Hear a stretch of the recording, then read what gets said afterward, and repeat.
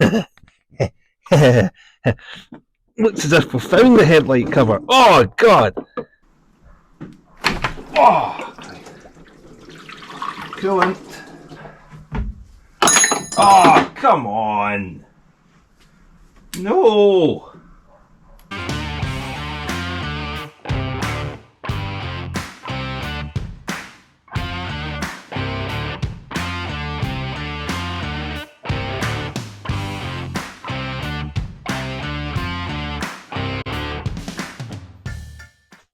Welcome to what is part 2 of this little Mercedes, what we call it, SLK revival, pre-MOT work, get it back on the road, basically get it driving as good as we can get it to drive and looking as good as we can get it to look. That's essentially the aim of this little video series, and this little guy has got some little problems that we need to address. In the last video, which by the way, if you haven't seen part 1, I'll stick a link up in the description of the video.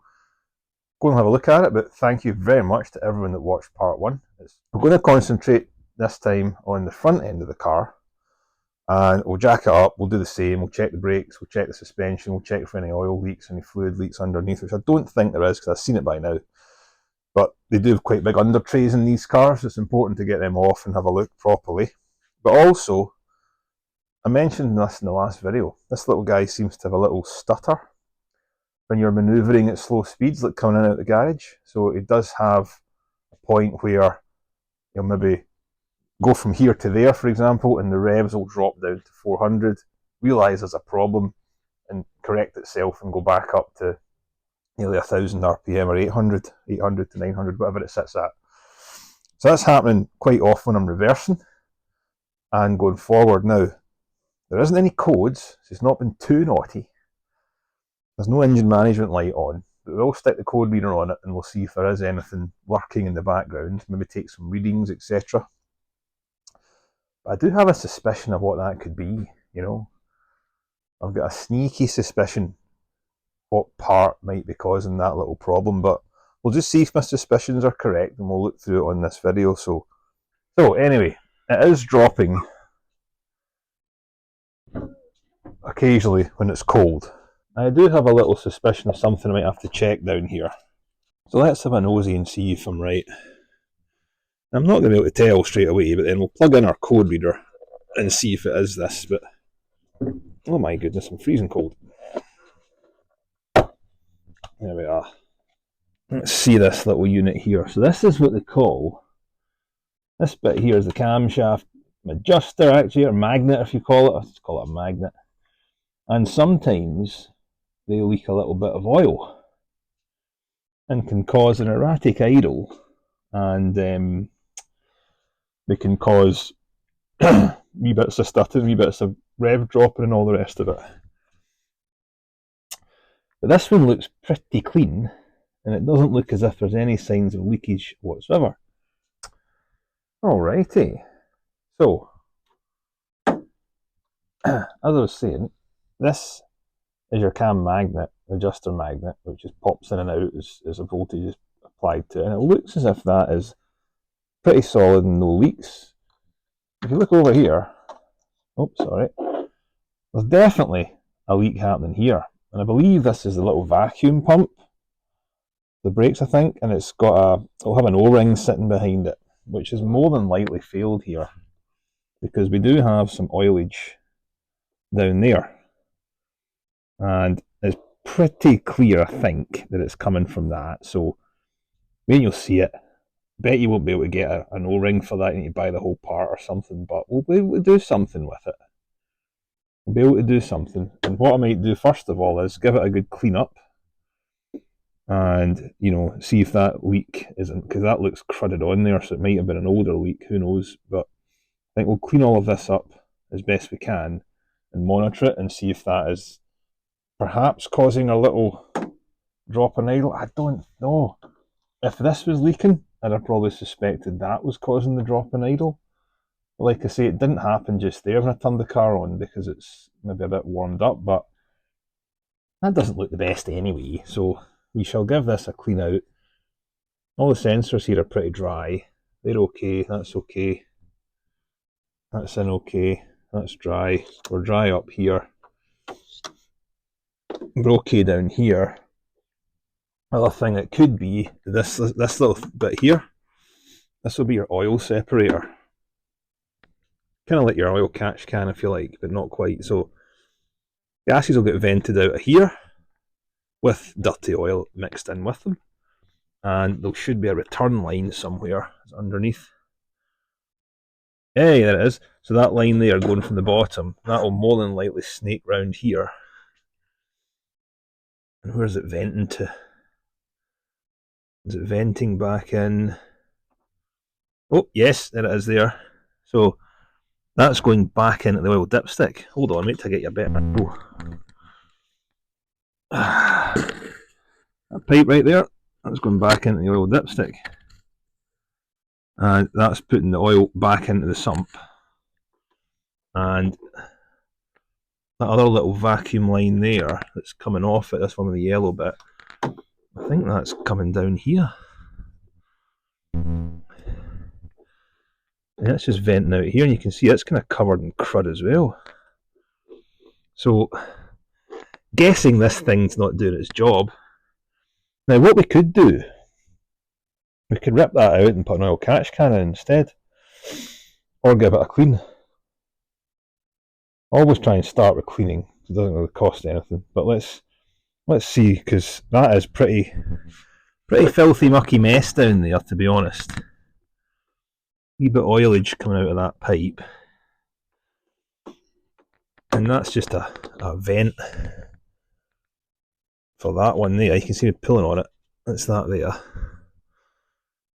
And then that's your PCV. Well, that's your PCV crankcase gases will come out of here and go into this oil separator, and it's supposed to separate the oil and put it down back into the oil dipstick tube line down to the thing. But when I took the air filter off, there was gunk in here, which suggests it's not doing its job properly. So yeah, let's get this cleaned up, see if this could be the problem or that, and we'll do our best to try and diagnose it that way, because we don't have any fault codes to help us, so nothing's given up the ghost as yet. But let's try that.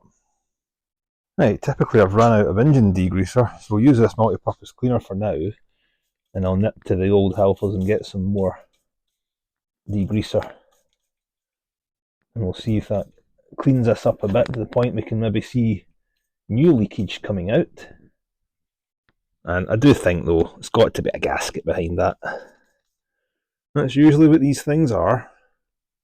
And then we'll need to take this off, and we'll let that soak for a bit and get in about it with the brushes, and see if that allows us to diagnose a little area of problems. Not a huge problem. I mean, I'm nitpicking, I really am, because it's not cutting out, it's not a huge area of problem. Not something that's going to keep me up at night worrying. But, you know, I like to fix these things as best we can, so bet that unit's a couple £100 though, if you want to buy it brand new, which we might end up doing eventually. It's not going to fail MOT because of it, but there'll be a little 10p gasket. I'll go to Mercedes and it'll be £50. But, you know, that's why we like these. They're good cars, I love them. They're worth saving, is my point here. They're worth saving, and this one's got a lot of life left in it yet. For anyone that's potentially interested in one of these, we'll need to get some stronger degreaser to get all this crud off, because this is not doing a great job. But we'll try our best. Good thing is, it's an easy repair, it's nice and easy to get, but it should be dry. That's the point, it should be dry. Everything else looks spot on though. There's no leakage from anywhere else that I can see. A few wee rusty spots here and there, but looks as if we're missing a headlight cover, which would explain why this one's got a little bit of condensation in it. I didn't notice that. Looks as if we found the headlight cover. Oh god! What the hell? Oh. Someone's forgotten to replace that. Good job I found that, because that would have caused Mr. Rusty to come out and play. Yeah. Okay. Let's replace that. You know, I did wonder why this headlight had a little bit of condensation. I hadn't looked yet, but that certainly explains it. Get some rags and mop that up. There we are. Let water sit in there. Yeah. I'm assuming we've had a bulb out at some point and someone's just left that cover sitting in there. That's no big deal. That's okay. I think we should go and get some better degreaser than that because I don't think that's going to cut it, boys. And the thing about these little oil leaks is these can go unnoticed for years. Years if you don't take your car to a garage that's going to, take the engine covers off like this and have a good route around, and the car's not showing an obvious fault. Most of the time, as a driver, you wouldn't know, would you? So these are the things that, when you take the time to investigate them and have a clean, you find these little problems. But I guess if you don't know there's a problem, you just don't really care, do you? Just ignore it. There's no problem there, don't worry about it. Sometimes these things can manifest themselves into bigger problems. And you know what? See these type of things? It's always the wee gasket. Always! Maybe not always. Most of the time. Oh, I'm getting a bit of heat here off the radiator hose. That's nice. Because it is pretty cold today. There are times when the actual units can fail, but typically in ours it's the expensive bit that's maybe gone. But we shall find out. We shall see. Oh, we're gunky. We're very gunky. See if anybody can recommend a decent work light for me. One of these. So I bought these off Temu, and literally, I'm not kidding you, they last minutes. Not even hours, minutes. They're hopeless. And I'm always charging them, and I have to invest in a new light. I just never have time to browse the web and see what's decent these days in terms of rechargeable lights, but I might see if I can get myself a little Bosch one or something that will last longer than a minute, which would help. I've cleaned this little bad boy up a little bit, but I think I'm just going to take it off because there's guaranteed to be an O-ring behind it that's failed.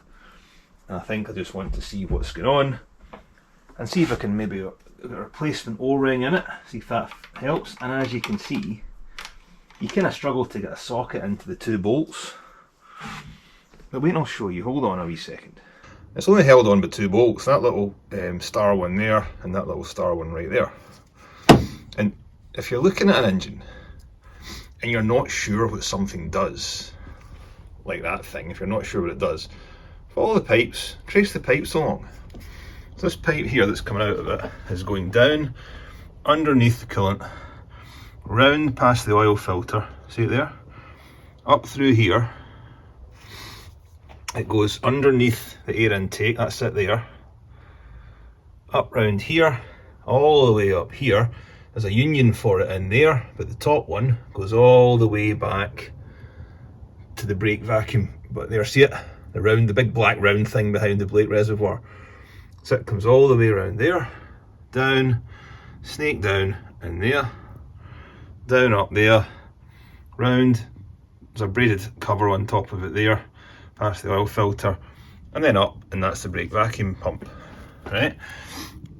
And most of these things have got an oil feed going to them. So this one will be coming directly from the engine itself, there won't be a separate pipe. And that'll be what's leaking. Now, the symptoms we were getting may or may not be related to this, but when you're in reverse and you've got your foot in the brake, it stutters. And the brake pedal kind of stutters and the engine stutters, so possibly related to it. I say the brake pedal stutters, doesn't really, it's the engine that kind of is stuttering. So could be related to that, but however, this is leaking oil regardless, and I'll need a new seal put on it. So let's try and get this one off. Little 8mm. See if you don't have a star socket for these. Little multi-sided one works just as well. Just be careful not to chow it. You don't want to chew things. There's always a way of getting a spanner in somewhere. Bust it loose. Off you come, you little blighter. There we are. Set that to the side, give us a bit more room to work. Guaranteed this part will be Mercedes-Benz only. Guaranteed you won't be able to buy the O-rings separately. And you'll go to Mercedes and they'll charge you 50 quid. So let's see what else we can do if it is an O-ring, which it probably will be. Having said that, when I had the SL and our C-Class Mercedes, I went to Mercedes Direct for a couple of parts. Radiator hoses, little metal brackets for the folding roof, and it wasn't too bad, you know. Once I sold a couple of organs and stuff and remortgaged the house, it was alright, I could cope with it. Nah, it wasn't too bad. Don't put the old Mercedes off too much, you know. Sometimes they do surprise you with these things. And I think sometimes people inflate these parts online because people assume that Merc is going to be super expensive for them. Sometimes they're not, you know. Sometimes they're okay. Might move this dipstick out the way as well, that'll give me some more clearance. That loyal dipstick's just been held on there. That little 10. And you can just loosen it off and move it out of the way. And of course this bolt's definitely going down there, isn't it? Bye bye. It's gone. There you go, oil dipstick. Move it out of the way a wee touch. I do actually have a little ratchet one of these, I'm sure. Yeah, well, forget it. Found my ratchet one. So far, I quite like working on this little guy. I've not done much on him so far, but so far it's pretty good, you know. There we are. Just going to remove this bit here that the coolant pipe goes into, because it's getting in the way of the bolt. Remind me where these go, would you? You can't really miss them. They're pretty huge. You know, that's half the battle. To get one thing out, sometimes you need to remove something else. Or half a dozen other things, perhaps. Lovely. Are you wanting off as well? You're wanting off. He's wanting off as well. Yeah. Oh. Oh. Coolant. Well, that was good.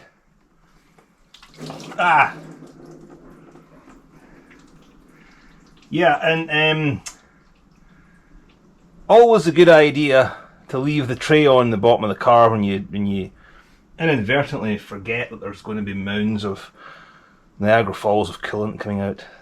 One order of coolant, please. Anyway, that gives us space to get this out. Now I've got coolant all over my floor because I completely forgot that would come out in a rush like that. Never mind. Never mind. Oh, come on. No. Oh, and it would be at the bit that I can't get, wouldn't it? Oh man. It's covered in coolant. Right, okay. Come on. Fishing. This is called fishing for spanners. Hey! Right, okay, hold on. Yay! One coolant soaked spanner, sir. One of the best tools in the toolbox. My knee's now extremely wet with coolant. Coolant, baby. Coolant. Yes, socket time. There we are. Do nos. At least try to save some coolant, eh? You know. It's too late now, isn't it? It's all gone. It's all gone. Yeah. Yeah. That's called planning ahead. Knowing what's going to come and forgetting that was a coolant pipe. Right, remember, these two are for the brake vacuum pump. And this one's for the oil dipstick.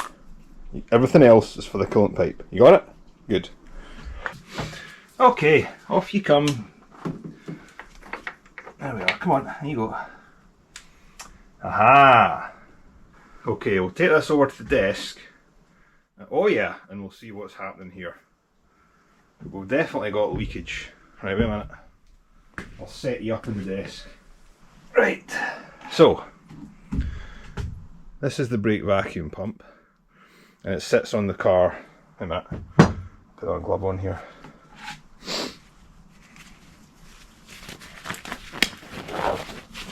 There we are. So it sits on the car facing you, like that, in the engine bay, right? So when you flip it around, and you can see here, there's oil coming from the bottom of this bit. And if you look at that bit, there's a rubber O-ring going around it. You see that? Quite a chunky one, which has obviously failed, and the oil's just been dripping out here and causing a mess in the engine bay, right? So, I don't feel any problems with the brakes, which would suggest the pump is okay. The brakes feel pretty strong. However, the O-ring needs replaced. So, and like I say, I'd hazard a guess that if you go to Merck, you'll have to buy this entire unit, which will come with an O-ring, or you can buy this entire unit online, which will come with an O-ring. But if you just want the O-ring, you probably just need to find one that fits. I don't know. I doubt they'll do it as a separate part. But we'll try that first, because that's the cheapest option. And we'll stick this back on and clean it up a bit first, obviously. So let's give it a clean, and then we'll take the O-ring off and see what kind of size it is. Righty O-ring guy, let's see. Definitely failed, no doubt about it. That's the reason why we've got the oil leak. Little pick tilt. There. Didn't I say at the start? Little thing like that causes all that problem. That one's not too bad to get to though, to be brutally honest. There's ones that are a heck of a lot worse than that. Yeah, it's kind of flattened, that one actually. So, yeah. So you have to be kind of careful here. You don't want any muck or grease to get into this area here.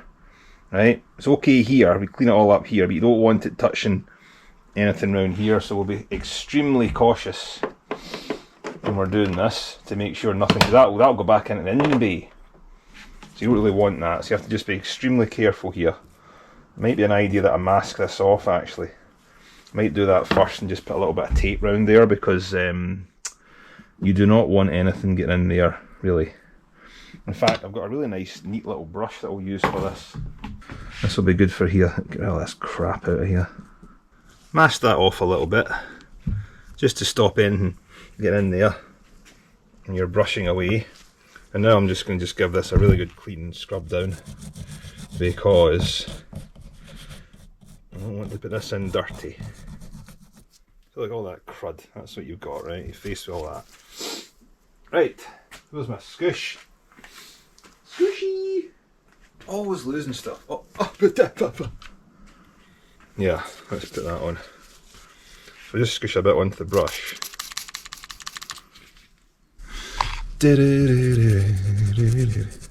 So I looked up the price of these pumps, by the way. You can get them on Autodoc for about £160, which is rather unfortunate because they don't seem to have any in stock. And you can click the little notify me thing and it'll tell you if they're coming back in, but you get no idea how long. So it looks as if this could be a Mercedes-Benz job. I've found another couple of websites that got used ones, but forget it. I'm not buying a used one of these. You know, you're going to have the same problem, aren't you? The O-ring's going to be dud. You still have to go and find the O-ring, so we'll try and find an O-ring for this as best we can. So I will phone Mercedes and ask them if they've got an O-ring for this. I've seen a few people on the forums and stuff for the SLKs having trouble finding O-rings for these. Which, see, if you're looking for a part, right, and you know exactly what it is you're looking for, you've got the description of it correct, and you're searching for the right thing, and you don't find it, chances are it's sold with a bigger part. I'll just give you an example, right? See the seats on my Mustang? I had to buy a new pad, gel pad for the seat, the sensor, passenger sensor, because it just wasn't being recognised by the car anymore, so I bought a new gel pad. So yeah, as I was saying, to get a new pad for a Mustang that I had, and it was for the passenger seat, and I couldn't find it online anywhere. So I phoned up, there's a good place in Britain that you can use for American car stuff, US Automotive. And the guy was like, no, I can't find it either. And he was like, oh yeah, hold on, I found it. About an hour later. You have to buy the whole bottom of the seat with the brackets, and it was £2,700. And I'm like, oh god, no way. So I'm not doing that, that's such a waste of money. And Ford only sell it as part of the singular unit. So what I did was I phoned America and said, hello America, I need one of these. And a scrappy dealer had a car in that was the same age with a functioning pad, and sent it to me for $100. You know what I mean? So things like that, it's just so ridiculous to spend that amount of money on a brand new part that you only need one little bit of it. So that might be the case here. This isn't going to be £2,700 though. This will be like 200 or something. Even that, you know, too much. Mercedes are very big on vacuum stuff. They were it this era anyway, I don't know about now. They certainly were it this time. Right, I'll finish up the cleaning of this and I'll bring you back once it's done, okay? A bit boring for you, I know. Right, so I'm just going to spend the rest of the afternoon, probably about an hour or so, not even that, giving this as good a clean as I possibly can. I'll take the math out and see if it's needing a clean.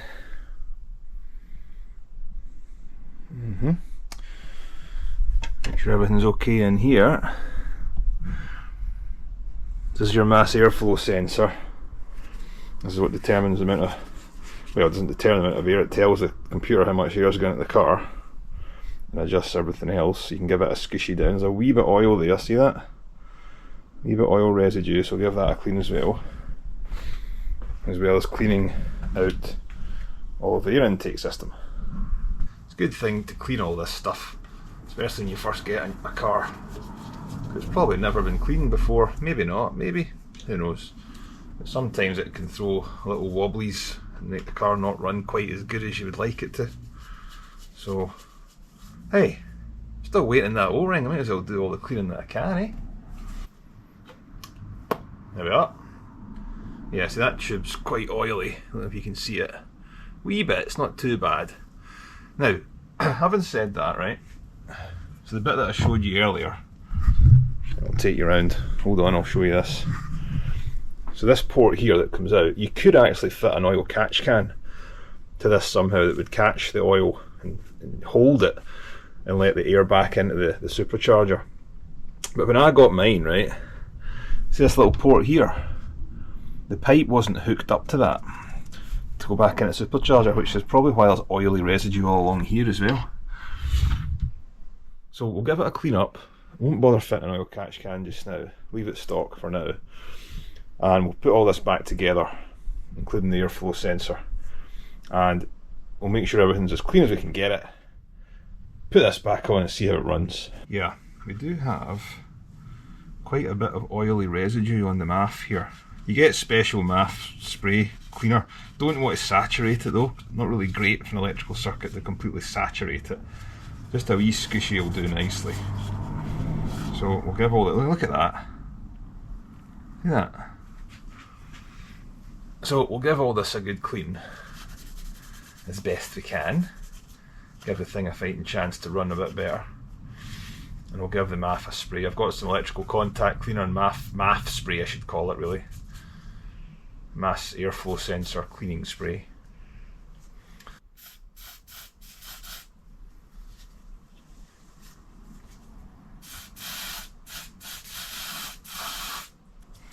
And you're looking at a mass airflow sensor, I don't know if you can pick that up, but they've all got a wee arrow on them, see that? Telling you what direction the airflow should go, going back into the engine. So this one will sit that way, with air going in there and out there into the throttle body. Right, then we'll just give this pipe a clean up as well. Yeah.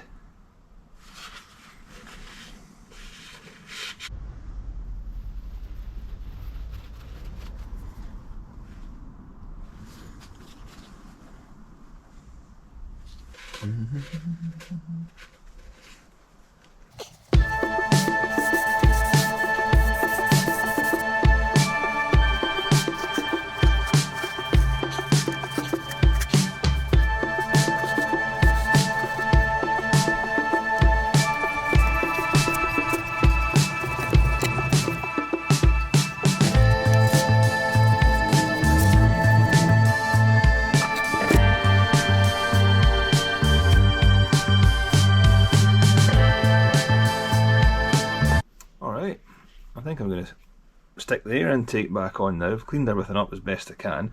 I did wonder why this was kind of covered in oil, and it's because that little pipe wasn't connected here, so I've been not driving around in it like that obviously because the car's not been driven yet, but it's how long that's been doing that I don't know, but there's certainly a lot of oil residue that I tried to clean up as best I can. Or dry here now.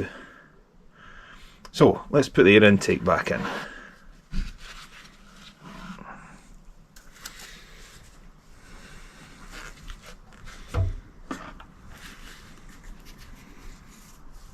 A bit of jiggery pokery. Make sure the seal at the back's good. And when we're here, we'll just fit this little pipe back on. Here, wait, I'll show you. Hold on. This little guy here, you can just see that. It should go on like so. Whereas mine was just flapping around. There we are. And to get this a better seal, it's not quite in yet. Pipe at the back. There we are, and you go. There we go, that's that in. Why is that not been down? Are we okay there? Are we good there? We're good here.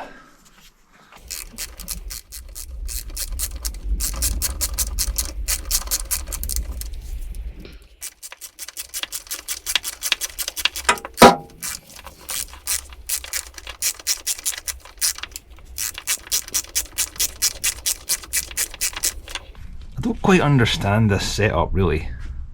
So you've got gases coming out of here, this separates the oil. This little pipe here with the yellow fitting on it goes back into the supercharger, and you've got another pipe that goes down here and going back into the oil dipstick. So you could get some blowback from the dipstick coming back up here, producing the oil that come in here. Then you're putting oil into the supercharger bit. So that bit there, it goes down and it goes into the intercooler at the bottom there. So it's like air comes in here through the air filter, which should be there, into there, down, into the supercharger, and then out, and you're adding oil to it as it's coming out of here. I don't get that. What am I doing? What am I misunderstanding here? I mean, it's working, but it seems to be the oil's got a free pathway to come all the way through here to the intercooler and up to the throttle body. An oil catch can would be lovely, because you'd have to catch it from here out the oil catch can, back in, and then into here. So you could fit a catch can with the in port coming from here and the out port going to there, and get rid of this little guy, and then what would you do? Just plug the supercharger feed? I don't get that. Anyway, any SLK experts out there, let me know in the comments section what the heck this design's all about, because it seems to me overcomplicated, but I could be wrong.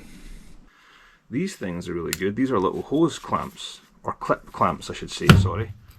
And you can use these guys for getting off these clips, save you, and they don't slip because they've got these little cups, see that? So little cups go around the bits on the clips. Good little tools these, I've had these for quite a few years. And they save skin in your fingers, look. See? You can squeeze that in. Oh, that's why. My clip's pinged round here. There we are, that's better. Right. Sometimes the easy bits are the hard bits. There. That's better. That's it in 100% now. Now we're going to get it in down here.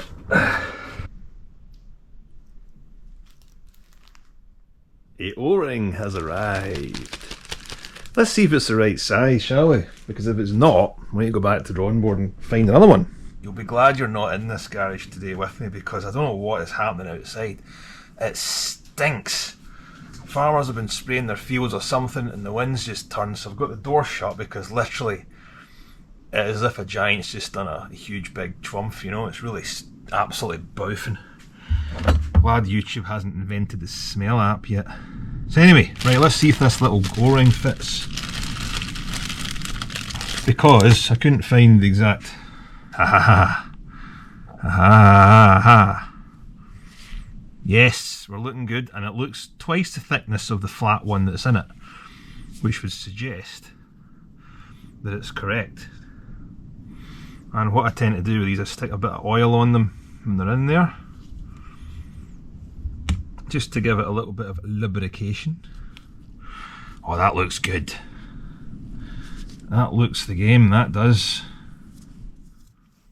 Let's just get a wee touch of 5W30 and stick that on there. Some of the good stuff. Just a wee bit, just to give it some fighting chance of making a seal. Let's see. Nice clean glovies.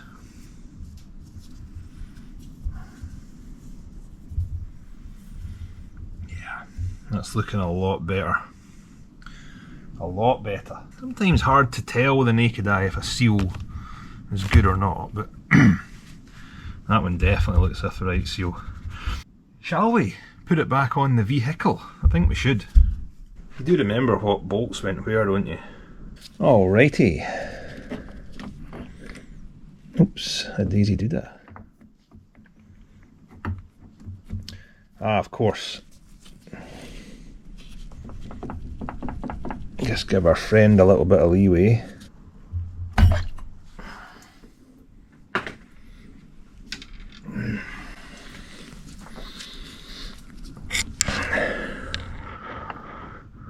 Well, let's play a game of Spot the Moron. Me. So, the O-ring that I bought for the brake pump off eBay was the same size as the one that was on the car, on the part in the car, but it was just too chunky to allow me to put the brake pump back into the engine. So, along the outer edge of this O-ring, it's completely round, as you'd expect, but the Mercedes one looks a bit flatter than it, so I've just temporarily put the brake pump back into the engine bay just now, because remember what I said at the start of this video, or I think it might have been the last video, I can't remember, about Mercedes-Benz sometimes surprising you with how cheap the parts are from them.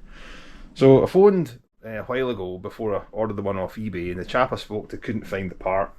System was down, I don't know what happened. He said it normally they would be able to find it pretty straightforward, but for some reason the computer system wasn't bringing it up. So I ordered that one off eBay, doesn't fit. Phoned them back yesterday and they have it. So it's coming on Tuesday. This is now Saturday, so I've got a few days to wait before I can pick it up, but I just put the pump back into the engine bay just now.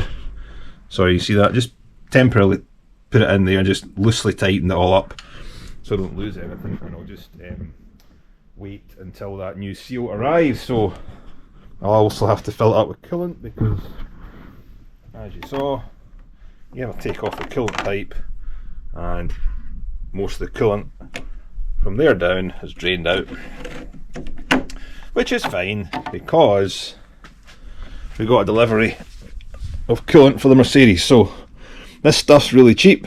You can get the comma stuff as well, but this stuff's the same basically, and it works for Mercedes, BMW. It's the same spec, 326.0. So meantime, can you spot the difference? Yellow, clear.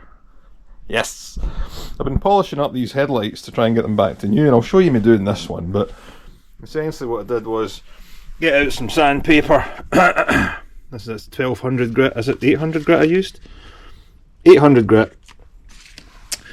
Spray on some multi-purpose cleaner or quick detailer, whatever you've got, and then I gave it a polish with the buffer here. So the headlights are looking pretty good. Headlight, I should say. You can see the difference there, can't you? So let's crack on with this one. I'll show you what I do, and we'll see if this one comes up just as nice as the other one. I noticed as well in this headlight that the actual casing around the indicator bulb bit here has come loose, so I'll need to fix that. May have to whip the headlight out and do that. So we'll get this grill off, we'll get this headlight off, but first let's polish it in situ here because it makes it much easier. Okay, let's go. Hello. It's quite good fun doing this little sit down job. You can see an instant result. Well, I say instant, it takes about 10-15 minutes in total. We give it everything a good clean first of all. Spray it all down. Get a clean cloth, or semi-clean cloth, whatever you've got. And I'm just using multi-purpose cleaner because that's what I've got, you know. That's what's in the garage, that's what I'm using. So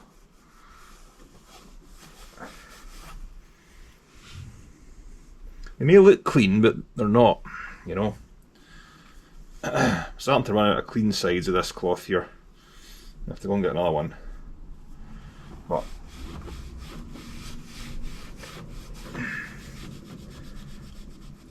and this happens quite frequently, right? You know, you see this in quite a lot of older cars.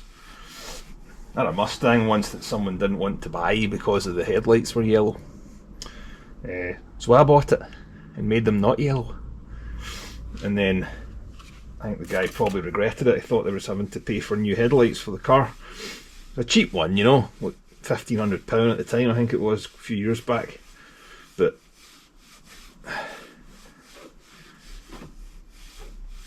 for something like that, don't be put off by buying a used car or something like that, because it's really an easy job to fix it.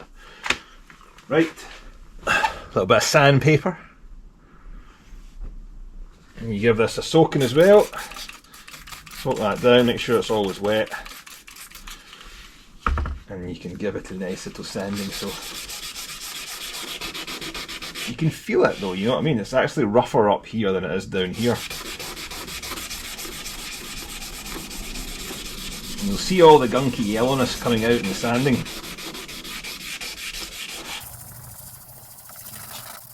And just keep going with this and make sure it's always wet. That's why it's called wet sanding. Yeah.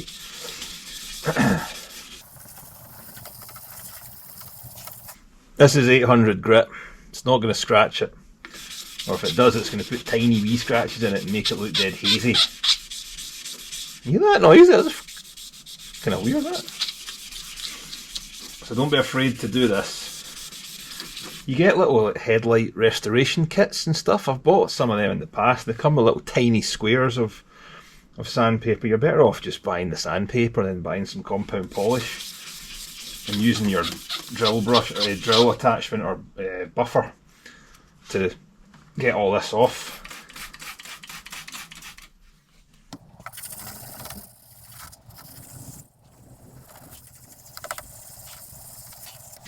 There we go, that should do it.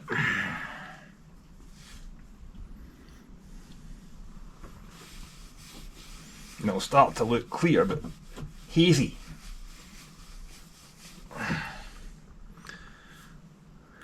Don't know if you can pick that up, but it's looking very flat and dull compared to that one, which is what you want, because then when you hit it with the polisher, it brings it back up. Just a wee bit down here that's caught my eye. I must have got distracted talking to you, you know.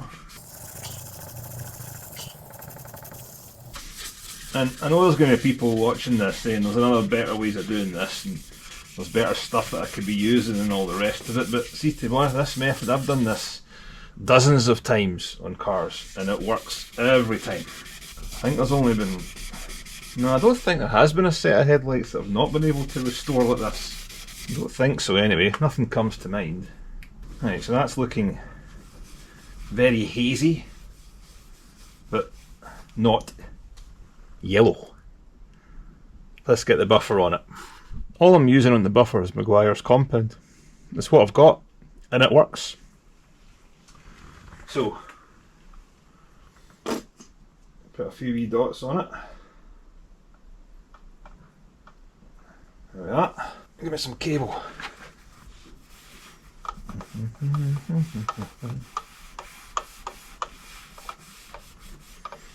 What we got here? 4, and off we go.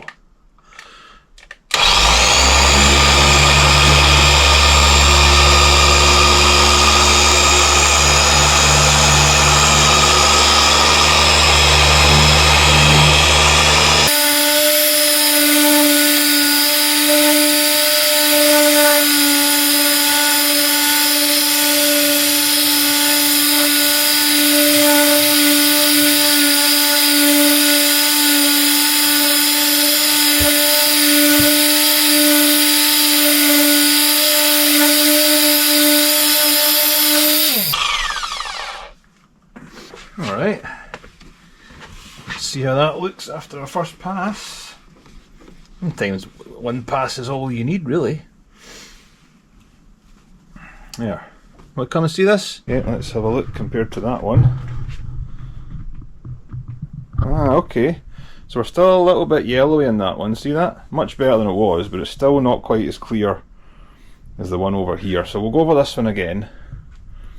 And we'll keep going with the polish just until it looks exactly the same, because it's still a little tint. So another wee bit of polishing to go, and I might use the wool pad this time. That's not bad for a first pass though. Sometimes I like to use this little thing for it to finish it off the wool pad, because sometimes it's a wee bit more aggressive if it needs to be. Yeah. Wool pad. I'll just use the drill attachment here. You don't want to sit in the one spot with this and just constantly barrage it. You want to keep this moving around, because it's not a dual action here, it's just this rotary basically. You're not using a dual action polisher, so you want to keep it moving.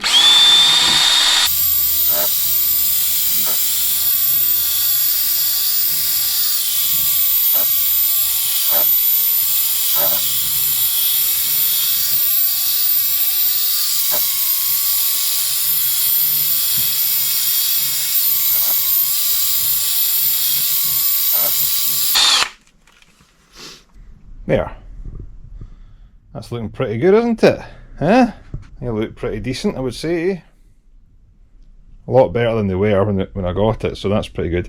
So I think I'll remove this passenger side headlight, sorry, this one over here, because like I say, look, it's, you can see that with the light I've got here, but the indicator bit is sticking out quite a bit. It's obviously not sitting properly, or it needs refitted, so we'll take that out and see what's going on with that.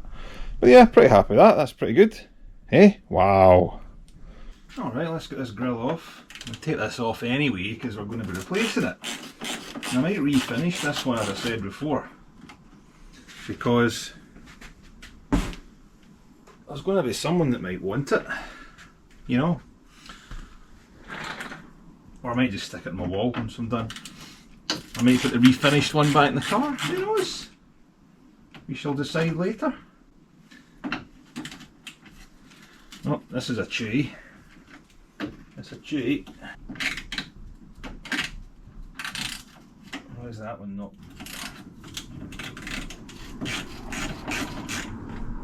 They'll always come off eventually.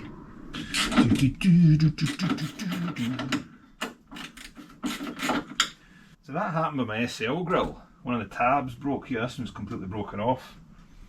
Which would explain why it's maybe got a replacement one in the bit.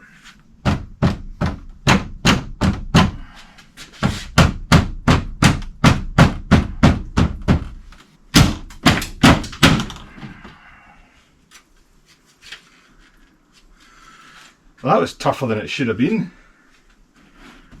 Clearly something was behind this it didn't like. Anyway, we're intact. This grill's pretty good. I think I could refinish this one. Nice gloss black. I'll stick it to the side. I need to get this bracket off here and give this a clean up. Get this off. See, you might have seen other videos, people doing that, and just giving it a nice little tap to come out. You know, you love tap. Nah, not in real life. Real life they get stuck and jammed and things like that, so they don't want to play, you see. And things like this happen. There's a bit of the grill, off you come. So a bit of the grill's actually cracked inside this here. I'll get that off. There we are. A bit of plastic. We'll glue that back on. Alright, let's just give it a clean up and we'll get this headlight removed. Right, so we've got this loosened off now. I just want to get the indicator bit out. So there should be a little tab there, you can see it. I press that, yes, there we are. That should loosen up enough for me to get that out. And we'll just very gently leave that sitting there. Yeah, I think this is needing a little bit of glue put back on it because it's came away from the housing. So we'll do that. You see that? It's just getting a little bit too much of a gap there. So we'll take that away from the housing and we'll get this cleaned up and we shall glue or reseal this edge here and pop it back in. There we are, cool. And while we're in here, we'll give this a good clean out because it's got a few years worth of greenery in there, little ecosystem to itself. And we'll just make sure it's nice and clean. We put it back in and hopefully it'll fit a lot better. A lot of gunk in there, yuck, gads. Just can't help but clean stuff when you see it, can you? You just got to do it. You just got to do it, man. Yeah, this will be looking nice when it's done. And I've got the other part of the headlight sitting over there. I'm just going to get some glue and then I'll clamp it down with a clamp and just let it sit because it's just come away enough to stick out. And then we'll stick that back on and hopefully it'll fit perfecto. Anyway, I'll crack on with this cleaning. I'm not sure you don't want to see me doing this for half an hour. Then we'll come back, we'll refit it and we'll see if it works. Alrighty, so I've got the, hopefully you'll notice this, I've got the kind of media mount thing for my GoPro now, so hopefully the sound isn't as bad as it's been maybe in previous videos. So anyway, I've got this indicator light off here and you can probably see there's a gap there that's developed. It's just lost its sealant, I think. So what I'm going to do is just quickly get some epoxy or some glue and just glue along there, some sealant, don't know yet. Got super glue, got silicone sealant, I've got epoxy somewhere as well. We'll see what works and I'll clamp this down and replace it back on the car once it's dry. It's actually not been letting water in, I don't think. This one's actually been alright. It's just lost its thing. This is what happens with old stuff, you know. They start to break apart. So let's do that and we'll clamp it back up and we'll see how it looks back on the car. Cool. Just use some specialist indicator lens adhesive on this, otherwise known as Gorilla Glue, and we've just clamped it down here so it's nice and solid. And I think it's just the kind of adhesive tape that's down the side here that's just given way over the years. No water's got into it, but this will hopefully be dry in a few hours and we can clamp it back onto the vehicle. Excellent. Now, also what I noticed was, if I can show you, this little pipe here had split,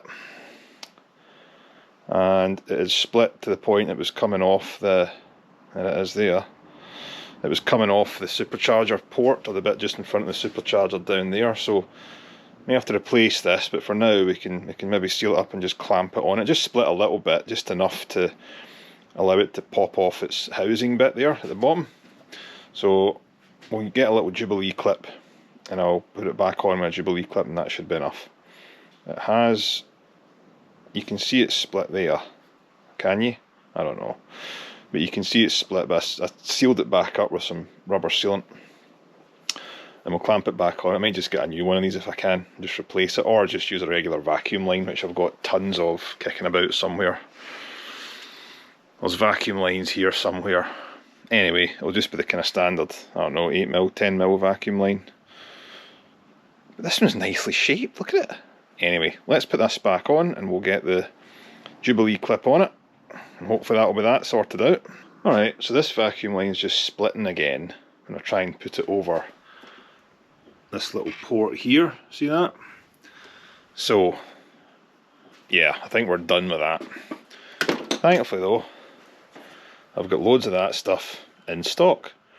And I've just been realising that that has been split for a while, and I've just picked out of here, don't know if you can pick that up, it's just lying there, little bits of rubber that have maybe broken off that pipe in some shape or form, and some gunk as well that was gunking that little port up, so that's maybe why it shot off, I don't know. So anyway, stripped everything down again because I couldn't get into this without removing everything, so let's create our own little vacuum line here and we'll see how that works. Right, so a little bit of heat on the end of that. That was enough to get it on there. Quite a tight fit actually, so it's pretty good. Don't need a clip on it, so it's pretty snug once it's there. So now we'll just measure this up compared to the old line and we'll snip it off and we'll see how it looks after that. Woohoo!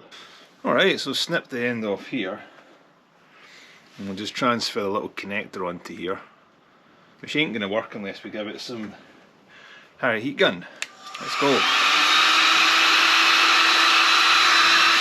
Ah, warm.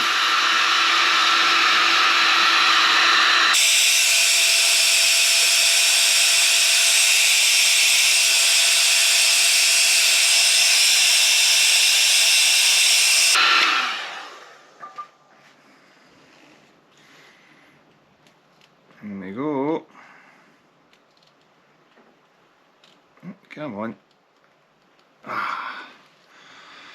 There we are. And we go. There. Good. Now what you do is kind of line this up, line it back up to here. I might have too much in this. Maybe over egged it a wee bit. Yeah, I need to cut a bit more off. Only one way to find out though. Get everything back on. That's got to go up to there. I'll bring you round in a second. Yeah, too much. Too much in that. There we are, so that's got to feed back into that line. Just a bit much. In fact, that'll probably be alright, but we'll cut a snippet off that and make it a bit neater, I think. Cool. Alrighty, that's us all buttoned back up, and there is a new vacuum line. Handy to keep some of that lying around. I think the original went underneath the cover here, but nah, who cares, does the same thing. So, don't know if that'll make any difference, but it wasn't where it should have been in the first place. So, okay, we're nearly ready to crank this puppy back up. Just need to get my O-ring in here and refill it with coolant and get the indicator light back on, get the new grill put on, might give us a clean up before I do that, and we should be good to go. Well, nearly there, nearly got it buttoned back up. We'll do all of that stuff, and I think this video I'm about to wrap it up because it's probably about an hour and 10 minutes or something, I can't remember, but we're over the hour mark anyway for certain. So we'll wrap this video up, I'll continue working, and in the next video we'll get all that stuff done, get the car buttoned back up, we'll get the front jacked up and I'll do an inspection underneath. We'll do an inspection in both front corners and we will see if that is it ready for its MOT. And if the MOT tester picks up on anything else, I'll update you then. So let's do that, and I'd like to thank you all for watching and stay tuned for part 3. Have a good day. Bye bye.